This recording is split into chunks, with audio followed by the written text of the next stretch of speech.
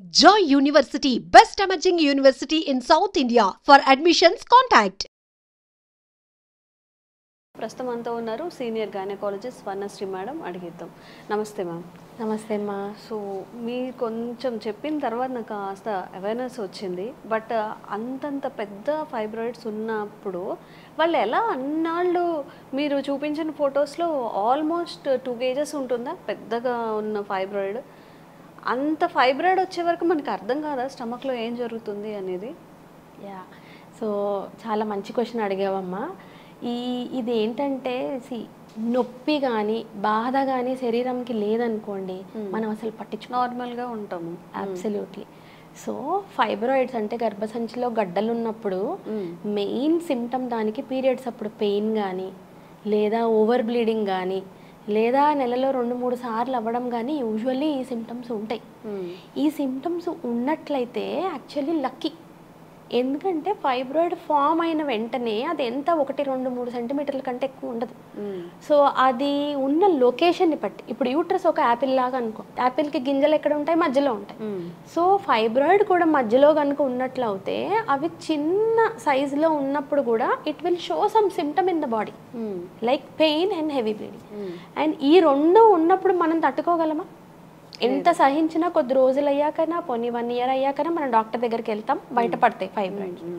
So కొన్ని fibroids ఏవైతే uterus మధ్యలో కాకుండా దాని మజిల్ లోపల, ఇంట్రామ్యూరల్ అంటాం, ఒక్కొక్కసారి దాని పైన, అంటే ఇలా యూట్రస్ ఉంటే దాని పైన పెరుగుతుంది, అది సబ్సీరోజల్ అంటాం. వాటికి పీరియడ్స్తో లోపల నుంచి అవుతుంది కదా పీరియడ్. సో పీరియడ్ పెయిన్ కానీ ఓవర్ బ్లీడింగ్తో కానీ కనెక్షన్ ఉండదు. సో మనకు అసలు సిమ్టమ్ తెలీదు అది ఉన్నట్టు. ఆల్రెడీ డెలివరీ అయిపోయింది అనుకో, 1-2-3 పిల్లలు ఉన్నారనుకో, ఇంక మళ్ళీ ఎందుకు వెళ్తాం డాక్టర్ దగ్గరికి unless we have a symptom. ఇప్పుడిప్పుడు కాన్షియస్ అవుతున్నారు, ఒక మాస్టర్ హెల్త్ చెకప్ ఉండాలని, ఒక ఫ్యామిలీ హెల్త్ చెకప్ ఉండాలని, ఇయర్లీ వెళ్దాం అనుకొని 3-4 ఏళ్ళకి ఒకసారి చెకప్కి వెళ్ళే వాళ్ళు అట్లీస్ట్ ఇప్పుడిప్పుడు అవేర్నెస్ స్టార్ట్ అవుతుంది. ఓకే. బట్ మనం చూసినట్లయితే రెగ్యులర్గా ఒక 2 పిల్లలు అయిపోయిన తర్వాత, పిల్లలు పుట్టకుండా ఆపరేషన్ అయిపోయిన తర్వాత ఇంకా చదువుకో కెరియర్కో లేడీస్ ఇంపార్టెన్స్ ఇస్తారు. ఆ తర్వాత పిల్లల చదువులు, పిల్లలు 10th 11thకి వెళ్ళిపోతారు, వాళ్ళ మీద ఫోకస్. మనకేం సిమ్టమ్ లేదనుకో, మనం ఎందుకు వెళ్తాం డాక్టర్ దగ్గరికి? అవేర్నెస్ లేనితాం. అలాంటప్పుడు ఏమవుతాయంటే, ఇందాక నేను డిస్కస్ చేశాను కదా, యూట్రస్ లోపల కాకుండా మధ్యలో కానీ పైన కానీ ఉన్నవి, అది ఎవ్రీ ఇయర్ కొద్ది కొద్దిగా పెరిగి ఇంత పెద్ద వాటర్ మెలన్ పంప్కిన్ అంతా అయిపోయిన కేసెస్ కూడా ఉంటాయి. అన్ఫార్చునేట్లీ 2-3 పిల్లలు అయిన తర్వాత ఆడవాళ్ళందరూ కొంచెం వెయిట్ పెరుగుతున్నారు కదా, పని తగ్గిందనో లేదా మన సోషల్ స్టేటస్ పెరిగింది, సో మనం బెటర్ ఫుడ్ తింటున్నాము. ఇంతకుముందు బస్సు వెనకాల పరిగెత్తే వాళ్ళం, ఇప్పుడు కార్లో. సో మనం కూడా వెయిట్ పెరుగుతున్నాం. ఆఫ్టర్ ఎ సర్టెన్ ఏజ్ 30-35 అయిపోయిన తర్వాత, 2 పిల్లలు అయిపోయిన తర్వాత, ఓకే డెలివరీలు అయిపోయినాయి కాబట్టి వెయిట్ పెరిగామని కూడా అనుకుంటాం. సో ఆ వెయిట్ పెరిగినప్పుడు ఈ పొట్ట పెరగడం అనేది తెలియదు. మనం వెయిట్ పెరగకుండా హెల్దీగా ఉన్నాం అనుకోండి, అప్పుడు పొట్ట మాత్రం, అంటే ఇప్పుడు మీరు అన్నారు కదా ఇందాక ఇంత పెద్ద ఫైబ్రాయిడ్ తెలీదా మరి పొట్టలో పెరుగుతుంటే అని. సో మనం సన్నగా ఉంటే పొట్ట పెరిగింది అర్థమవుతుంది. మనం ఎక్కడ సన్నగా ఉంటున్నాం అందరం కూడా 10 kgs వెయిట్ పుట్ ఆన్ అయిపోవడం అనేది కామన్. పెళ్ళప్పుడు 50 ఉన్నాను, ఇప్పుడు 65 ఉన్నా, నేను ఇంత పిల్లలు ఉన్నారు 15-16, it is very common. Yes or no? So అంత బాడీ 10-15 kgs పెరిగిపోయినప్పుడు మన పొట్ట అనేది చాలా పెద్ద ప్రదేశం. దాంట్లో లివర్ ఉంటుంది, కిడ్నీస్ ఉంటాయి, 2 కిడ్నీలు, తర్వాత ఎన్నో మీటర్లు ఉన్న పేగులు ఉంటాయి, పెద్ద ప్రేగు, చిన్న ప్రేగు, ఎన్నో ఆర్గన్స్ ఉంటాయి కదా. దాంట్లో ఈ యూట్రస్ 2-3 kgs అయిపోయినా కూడా ఇట్ విల్ అకామిడేట్. చిన్న ఎగ్జాంపుల్ తీసుకో, డెలివరీ బిడ్డ 3 kgs అవునా? దాంతోపాటు ఉమ్మనీరు, గర్భసంచి, ఇప్పుడు మనం ఫుల్ టర్మ్ ప్రెగ్నెంట్ ఉమ్మని చూస్తే అంత స్పేస్ కూడా మన బాడీ ఇట్ కెన్ అకామిడేట్. అందులో ప్రెగ్నెంట్ లేడీస్ అంటే యంగ్ ఏజ్ 25-28, పోనీ 30. అప్పుడు అమ్మాయిలు మరీ అంత నాజుగ్గా లేకపోయినా they are little healthy. So pregnant పొట్ట ఇలా కనిపిస్తుంది, అవునా? మనిషే ఒక 15 kgs పెరిగిపోయారు అనుకోండి, ఆ 5 kgs ఏం కనిపిస్తుంది? అవును. సో దానివల్ల ఈ పొట్ట మాస్, అబ్డామిన్లో ఇంత పెద్ద ఫైబ్రాయిడ్ ఉన్నది డెఫినెట్గా మనకు తెలియకుండా పెరగవచ్చు. Okay. Second thing mass effects అంటాం. అంటే ఇంత బరువు ఉన్నప్పుడు ప్రెగ్నెన్సీలో ఎలా మాస్ ఎఫెక్ట్స్ ఉంటాయి? గబుక్కుని లేవలేకపోవడము, లేదంటే బ్యాక్ పెయిన్ ఉండడం, ఎక్కువసేపు కూర్చోలేకపోవడం, ఇవన్నీ ఉంటాయి. అవునా కదా? ప్రెగ్నెన్సీలో కూడా పెద్ద. అలాగే ఇలా గడ్డలు కూడా పెద్దగా అయినప్పుడు ఈ సిమ్టమ్స్ ఉంటాయి. లైక్ అవ్వాలన లేవలేకపోవడము, వీక్గా అనిపించడము, బ్యాక్ పెయిన్ ఉండడం. ఎందుకంటే మరి లోపల బరువు మోస్తున్నాం కదా. బట్ ఇవన్నీ ఏంటి? నువ్వు ఎక్కువ తినేసావు, లావ్ అయిపోయావు, నీకు ఫిట్నెస్ లేదు, సో నీకు నీరసం వస్తుంది, నువ్వు ముందు వెయిట్ తగ్గు లేదా డైటింగ్ చేయి, ఇలా మనం పక్కన ఉన్న వాళ్ళందరూ సజెషన్స్ ఇస్తుంటారు. సో ఈ పెద్ద యూట్రైన్ మాసెస్, ఫైబ్రాయిడ్స్ ఏవైతే పెద్దవి మనం మాట్లాడుకునేది ఈరోజు 2 kgs 1 kg అలా ఇంత ఉన్నవి, లేదా 5, 6 లేదా 10, 15 చిన్న ఉన్నవి, and they are not having symptom on the periods, yes they can be missed. So మరి మనం ఏం చేయాలి? ఫస్ట్ థింగ్ మన ఫ్యామిలీ హిస్టరీ అంటే మన మేనత్తలకి, మన అమ్మకి, పిన్నికి, మన సిస్టర్స్కి మనకు ఉన్నాయా ఫ్యామిలీలో?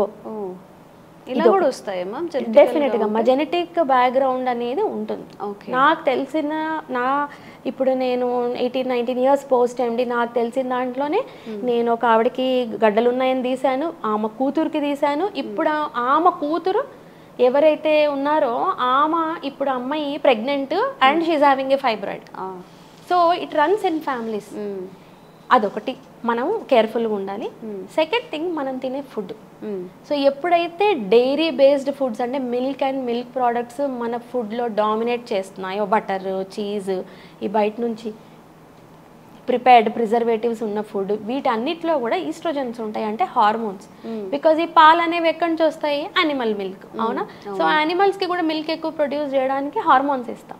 సో ఆ హార్మోన్స్ అన్న మిల్క్లోకి వెళ్తాయి. ఆ మిల్క్లోంచి మనము పాలనో, పెరుగనో, వెన్ననో, బటర్ అనో, చీజ్ అనో రకరకాలుగా తింటుంటాం. ఫాస్ట్ ఫుడ్, ఇంట్లో ఫుడ్ రకరకాలు. సో ఈ ఫుడ్ మనం ఎక్కువ వాడుకలో ఉంటుందా? Okay. Third point, plastics in the food chain. Plastic మనం వాడకుండా పొద్దున్న నుంచి సాయంత్రం వరకు అసలు గడుపుతామమ్మా? లేదు కదా. So in some form food ప్లాస్టిక్కి దగ్గర అవుతుంది. అంటే మనం ఫుడ్ ప్లాస్టిక్ డబ్బాల్లో పెట్టుకోవడం. సింపుల్ వాటర్ బాటిల్స్ తీసుకోండి, వాటర్ బాటిల్స్ అన్ని ప్లాస్టికే కదా. సో ఈ ఫ్యామిలీ టెండెన్సీ ఉన్న వాళ్ళకి when we start using plastic, ఈ ఫైబ్రాయిడ్స్ ఫాస్ట్గా పెరుగుతాయి. ఓకే. లైక్ అమ్మమ్మకు ఒకటే ఫైబ్రాయిడ్ ఉందనుకోండి, అమ్మకు ఒకటే ఉందనుకోండి, నాకు 4 రావచ్చు. వాళ్ళకి 45 ఏళ్లలో వస్తే నాకు 30 ఏళ్లకే రావచ్చు. సో ఆ టెండెన్సీ ఉంది. సో ఇది ఎందుకు జరుగుతుంది అంటే ప్లాస్టిక్లో ఉన్న కొన్ని సబ్స్టెన్సెస్, డయాక్సైన్స్ అనేవి, అందులో నీళ్లు కానీ, లేదా మనం ఉప్పు, పసుపు, లేదా ఏదన్నా వండింది, ఏదన్నా చపాతీ కూడా పెట్టుకోకూడదు. అబ్సల్యూట్లీ. ఏదైనా ఫుడ్, ఏదైనా తినే ఐటమ్ మనం ఒక ప్లాస్టిక్ కంటైనర్లో పెట్టినప్పుడు, ఇప్పుడు సపోజ్ ఉప్పు, పసుపు అనుకోమ్మా, అది మనం రోజు ఎందుకు కడుగుతాం? ఆ డబ్బా ఖాళీ అయినప్పుడే కదా. సో ఈ లోపల ఆ లాంగ్ స్టే ఉన్నప్పుడు ఆ డయాక్సైన్స్ అనేవి ఫుడ్లోకి వెళ్ళిపోతాయి, డిఫ్యూజ్ అవుతాయి. ఇప్పుడు మనం 2-3 రకాల కలర్స్ బట్టలు పెట్టి ఉతికితే ఒకదాని రంగు ఒకదానికి అంటుతుందా? అలాగా ఈ ఫుడ్ ఐటమ్ ప్లాస్టిక్ కంటైనర్లో ఉన్నప్పుడు ఆ ప్లాస్టిక్లో ఉన్న డయాక్సైన్స్ అనేవి ఫుడ్లోకి డిఫ్యూజ్ అవుతాయి. ఆ ఫుడ్ మనం వండుకొని తింటాం. So it is like pouring kerosene on fire, ఇంకా బాగా అంటుకుంటుంది కదా మంట. అలాగా ఈ డయాక్సైన్స్. సో ఫుడ్, ప్లాస్టిక్స్ ఇవి మనం రెగ్యులేట్ చేసుకోగలుగుతాం. బట్ మన ఫ్యామిలీ హిస్టరీ, మన జీన్స్ అనేది we are a victim to that. మనం దానికి ఏం చేయలేం. సో ఇవన్నీ నేను ఈరోజు భయపెట్టడానికి చెప్పట్లేదు. So your yearly checkup is very important. మీకు సిమ్టమ్స్ ఉన్నాయా? హెవీ పీరియడ్స్, పెయిన్ఫుల్ పీరియడ్స్, అవి ఉన్నా కూడా తట్టుకొని ఇంట్లో ఉండే వాళ్ళు కొంతమంది ఉంటారు. వాళ్ళు ముందు డాక్టర్ దగ్గరికి వెళ్ళాలి. బట్ ఈరోజు నేను స్ట్రెస్ చేసేది, even though you don't have any symptom, even though you feel you are very healthy, మీరు ఓవర్ వెయిట్ లేకున్నా కూడా దయచేసి సంవత్సరానికి ఒకసారి అల్ట్రాసౌండ్ చేసుకోండి. అల్ట్రాసౌండ్ ఇండియాలో ద బెస్ట్ థింగ్ ఏంటంటే accessibility to the health care. మీరు వేరే కంట్రీస్లో చూసినట్టయితే మనం అలా వెళ్ళి ఒక టెస్ట్ అడిగితే ఎవరు రాశారు? జనరల్ ప్రాక్టీషనర్ రాశారా? ఏ డాక్టర్ రాశారు? ప్రిస్క్రిప్షన్ ఏది? What is the reason? And then take appointment, booking ఇవి ఉంటాయి. మన దగ్గర ఎంత హ్యాపీ, వెళ్ళి చేయించుకోవడమే కదా. So why are we not doing it? So ప్రతి ఒక్కరు కూడా సంవత్సరానికి ఒకసారి దయచేసి ఒక అల్ట్రాసౌండ్ చేయించుకోండి. అల్ట్రాసౌండ్ ఒకటే కాదు, ఈ రోజు మనం మాట్లాడుకున్న టాపిక్లో అల్ట్రాసౌండ్ గురించి చెప్తున్నాను. So please do an ultrasound and see your doctor once every year. Okay. And ఇవి మళ్ళీ మళ్ళీ రావడం, మీరు ఇందాక చెప్పారు ఒకసారి చేసిన తర్వాత మళ్ళీ వస్తున్నాయి. ఈ మళ్ళీ రావడం ఏంటి మ్యామ్? ఇప్పుడు దీన్ని మనం అవాయిడ్ చేయడానికి ఏమీ ఉండదా? రైట్ అమ్మ. సో మళ్ళీ ఒకసారి వచ్చినప్పుడు డెఫినెట్గా అలర్ట్ అవుతారు పేషెంట్స్. మనం సర్జరీ చేసి ఫైబ్రాయిడ్స్ తీసి చూపిస్తాం, చూడమ్మ ఇన్ని ఉన్నాయి తీసాము. సో మళ్ళీ రావడం అనేది ఇందాక మనం అనుకున్నాం కదా జెనెటిక్. సో జెనెటిక్ టెండెన్సీ ఇప్పుడు ఒకసారి వచ్చిన తర్వాత ఫుడ్ డైట్ ఇవన్నీ ఆల్టర్ చేస్తారు పేషెంట్స్. బట్ జెనెటిక్ అనేది మనం we have to just keep checking on it, మళ్ళీ వస్తున్నాయా అని. సో డెఫినెట్గా అమ్మ వచ్చిన వాళ్ళకి మళ్ళీ రావడం అనేది మనం చూస్తున్నాం ఇప్పుడు. సో ఒక కేసు నీకు ఎక్స్ప్లెయిన్ చేస్తాను. ఒక అమ్మాయి షీఈస్ 24 years ఏమో, ఒక జస్ట్ రీసెంట్లీ మ్యారీడ్. సో పొట్ట నొప్పిగా ఉంది, I'm trying to become pregnant. ఇప్పుడు ఆల్మోస్ట్ 6 months 1 year అయింది మ్యారేజ్ అయ్యి.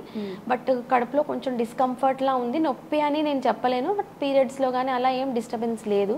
మామూలుగా చెకప్కి వచ్చాను మేడం బిఫోర్ ప్లానింగ్ ఎ ప్రెగ్నెన్సీ అని. సో అమ్మాయికి చూస్తే ఇందాక మనం మాట్లాడుకున్నట్టు ఇంత ఉంది యూట్రస్, ఒక 7-8 ఉన్నాయి ఫైబ్రాయిడ్స్.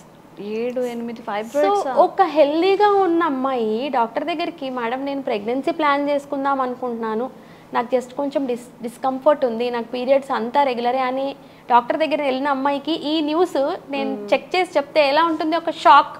ఫస్ట్ అసలు ఈ డాక్టర్ నమ్మాలా వద్దా, ఏంటి నేను ఏదో అడుగుదామంటే ఇంకోటి ఏదో చెప్పిస్తుంది కదా. సో ఆ కేసు మన సర్జరీ చేసి నేను ఆ 8 ఫైబ్రాయిడ్లలో I was able to remove only 5. ఎందుకంటే అమ్మాయి ప్రెగ్నెన్సీ ప్లానింగ్ ఇంకొకటి ట్యూబ్కి దగ్గరగా ఉంది. ట్యూబ్ అంటే ఫాలోపియన్ ట్యూబ్. సో ఎగ్ అనేది ఫాలోపియన్ ట్యూబ్లోంచి యూట్రస్లోకి. సో పెద్దవన్నీ 5 తీసేసాను, ఇంకొకటి 6వది చిన్నది తీసాను, 2 మాత్రం ట్యూబ్ కతుక్కొని దగ్గరలో ఉన్నాయి. అంటే if I remove that I may have to sacrifice the tube.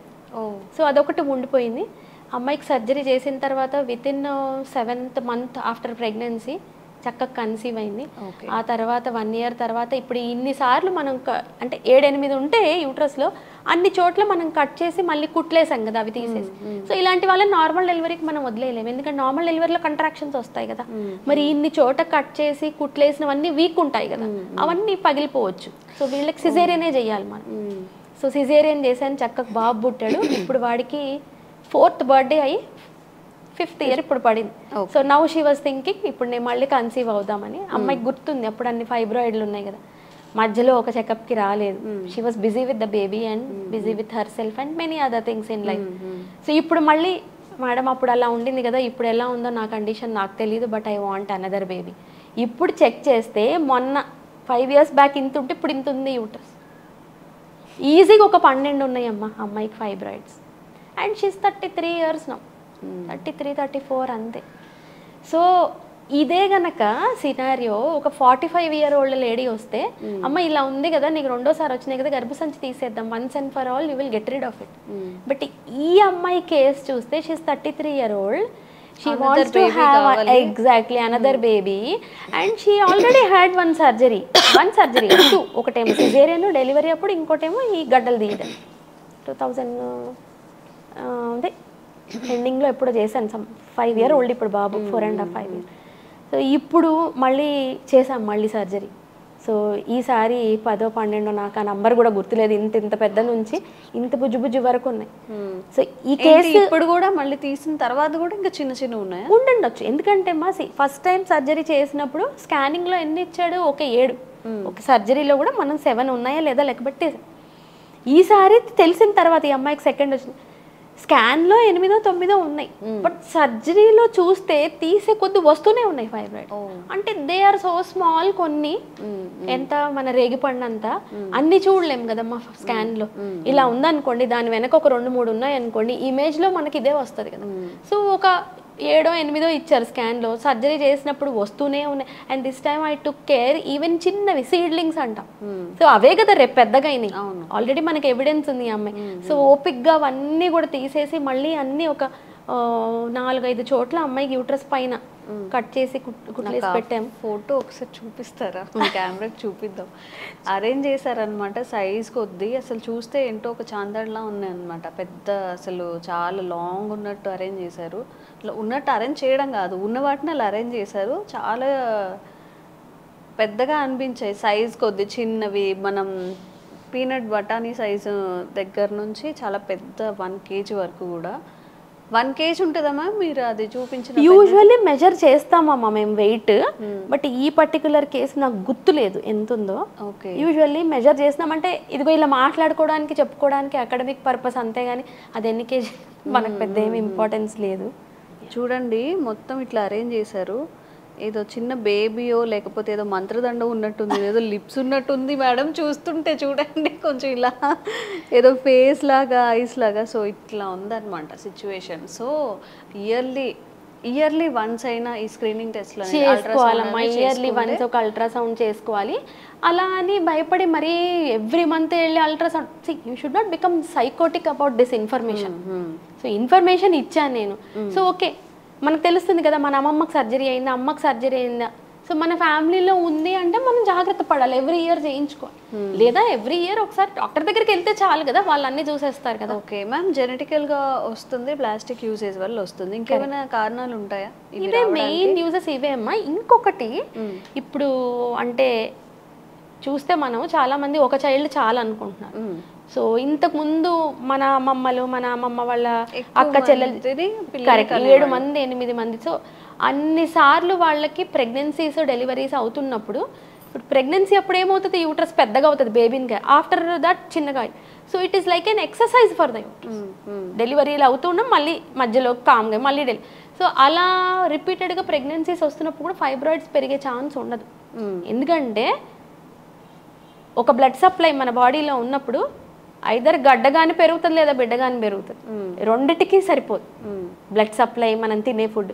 అందులో 7, 8, 9 ప్రెగ్నెన్సీస్ వస్తున్నప్పుడు అక్కడ ఉన్న బ్లడ్ సప్లై అంతా బేబీస్కి ఇవ్వడానికే సరిపోతుంది. కానీ మన లోపల గడ్డలు పెరగాలంటే దానికి కూడా బ్లడ్ సప్లై కావాలి కదా, అంత స్పేస్ ఉండదు అసలు. రిపీటెడ్ ప్రెగ్నెన్సీస్లో గడ్డలు అనేవి పెరగవు. ఇప్పుడు మనం చూసినట్టు అయితే 2 పిల్లలు చాలా కామన్గా చూస్తాము. కొంతమందికి ఎక్కడో అక్కడక్కడ 3 ఉంటున్నారు, బట్ 1 చైల్డ్ అనేది కూడా ఈ మధ్య చాలా కామన్గా చూస్తున్నాం. సో వీళ్ళకి ఏంటంటే యూట్రస్ ఒకసారి డెలివరీ అయిపోయింది, ఒక బేబీ అయిపోయింది, ఆ తర్వాత ఇంకా మళ్ళీ బ్లడ్ సప్లై అంతా యూట్రస్కే కదా, ఇంకా there is no baby growing inside. అప్పుడు ఈ చిన్నవి జెనెటిక్ టెండెన్సీ ఉన్న వాళ్ళకి ఒక చిన్న సీడ్లింగ్ ఫైబ్రాయిడ్ కనుక మొదలవుతే అది ఆ బ్లడ్ సప్లైతో ఇట్ విల్ గ్రో. ఓకే, అది. సో తక్కువ మంది పిల్లలు ఉండడము, అండ్ దెన్ అసలు ప్రెగ్నెన్సీ అవాయిడ్ చేయడం. కొంతమంది వింటున్నాం కదా ఇప్పుడు పిల్లలు వద్దని కూడా అనుకుంటున్నారు, దానివల్ల కూడా వస్తాయా, వచ్చే ఛాన్స్ అంతే కదా, అసలు ప్రెగ్నెన్సీయే రాలేదు. ఓకే, సో యూట్రస్ లో గడ్డలు వచ్చే ఛాన్స్ ఉంటుంది. సో వీటన్నిటిని అవాయిడ్ చేయలేము, జెనెటికల్గా వచ్చేవి లేకపోతే పిల్లల్ని వద్దనుకునే వాళ్ళల్లో ఇలాంటివి. కానీ ప్లాస్టిక్ ని మాత్రం అవాయిడ్ చేయాలండి. ప్లాస్టిక్ డైరీ కూడా, డైరీ ప్రోడక్ట్స్ ఇప్పుడు అంటే అడల్టరేట్ అయిపోయాయి కాబట్టి డైరీ ప్రోడక్ట్స్ వద్దంటున్నారు, లేకపోతే చక్కగా అమృతం లాగా తాగేవాళ్ళు, పాలు పెరుగు శుభ్రంగా తినేవాళ్ళం. ఇప్పుడు పాలు అలా అయిపోయింది, బట్ మజ్జిగ అయితే మనం వాటర్ కలుపుకొని కాబట్టి మజ్జిగ తీసుకోవచ్చు. But milk and milk products, even నేనైనా పొద్దున్న స్కూల్కి వెళ్ళిపోతుంటే పిల్లలు ఒక గ్లాసు పాలు తాగేసేళ్ళురా అని చెప్తా, ఎవరికైనా అమ్మాయిలకు కానీ అబ్బాయిలకు కానీ. ఇప్పుడు అలా చెప్పాలంటే ఐఎమ్ థింకింగ్, పిల్లలు చాలామంది పాలు వద్దని పేచీ పెడతారు. సో తాగిన తర్వాత వాళ్ళకి పొట్టలో ఏదో డిస్టర్బెన్స్ అవుతుంది పాపం, ఎందుకంటే వాటిని అరిగించుకోలేక.